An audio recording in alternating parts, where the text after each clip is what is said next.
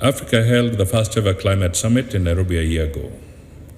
The aim was to transform the climate narrative from the usual blame game to a win-win situation for mankind on the planet. The bold commitments in Nairobi have since been translated into some 4 key initiatives. First, the Accelerated Partnership for Renewables in Africa. Second, the African Green Industrialization Initiative. Then third, we have the Africa Climate Smart Agriculture Alliance that brings together governments, research institutions, and the development community to promote sustainable farming practices, provide farmers with tools to adapt and build resilience to the changing climatic conditions, and achieve sustainable food systems.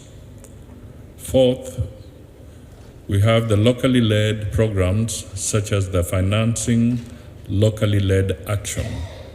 This is Africa's approach and model for global climate policy to help local communities implement climate solutions tailored to their unique challenges. These examples demonstrate that momentum is gathering and appetite is growing, a clear testament to what we can accomplish when we act with purpose, strategy, and solidarity. The strides we have made to date are commendable, but remain insufficient given the growing scale of challenges we face and the scope of action demanded of us. We must therefore up the game to turn all the commitments into concrete outcomes. We must mobilize the much-needed climate finance from both the public and private sources in scale and with urgency, striking a balance between mitigation and adaptation to ensure economic and social resilience as well as planetary safety. The replenishment of the African Development Bank Fund, ADF, and the IDA Development Association is therefore critical to finance resilient infrastructure, expand energy access, and drive sustainable development across the continent. A robust ADF and IDA replenishment will enable energy access for over 300 million Africans, ensuring development in a climate-smart way.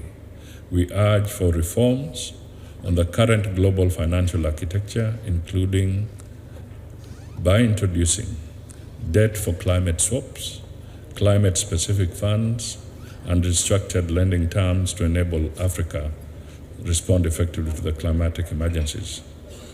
Meaningful reforms will enhance access to climate finance and address the ballooning interest on loans, which create unjustifiable debt burdens for developing countries. It will also create equitable financial systems and empower the developing world towards achieving their climate and development goals. The Pact for the Future, adopted recently at the Summit of the Future, underscores the call for shared responsibility and mutual accountability. The true spirit of this pact is that challenges can be daunting but surmountable when we act in concert. I invite each and every country to join us in galvanizing a coordinated, collaborative effort to fulfill the goals of the Nairobi Declaration and beyond. Accordingly, I propose the following 3 imperatives. 1, strengthen multilateral and regional collaboration, as well as country ownership. 2, elevate adaptation as a priority. Adaptation is a matter of survival, justice, and dignity for millions of Africans. 3, champion the financial architecture reforms. We should advocate for financial reforms to grant African nations greater flexibility, autonomy, and significantly lower the cost of capital.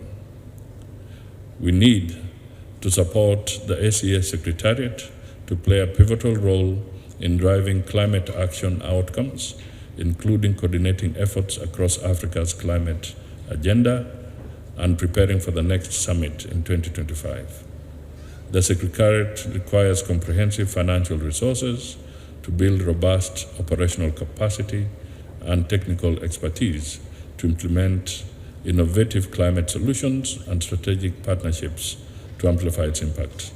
As I conclude, I call upon stakeholders and friends of Africa to invest in the ACS Secretariat to serve as a driver for Africa's journey toward sustainable, resilient growth. By fulfilling the commitments in the Nairobi Declaration and the Pact for the Future, we will collectively create a legacy of resilience, equity, and sustainable development. Let us maintain the momentum with renewed commitment, innovation, and collaboration. Together with partnerships, we can lead, inspire, and transform. Let us turn ambition into action for Africa and the world.